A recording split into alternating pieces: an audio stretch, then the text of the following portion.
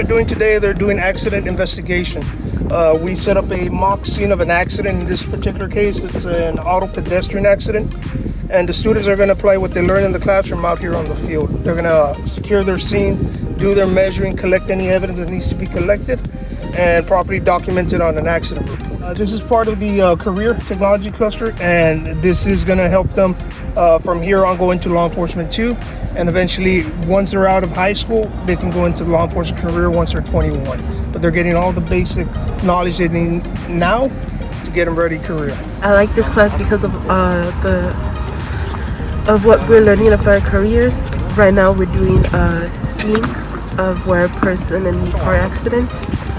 This class is really kind of learning different types of careers that are to help others in public. It could be police or judge. This is a really fun class where you learn a lot and learn how to do real things that do police officers.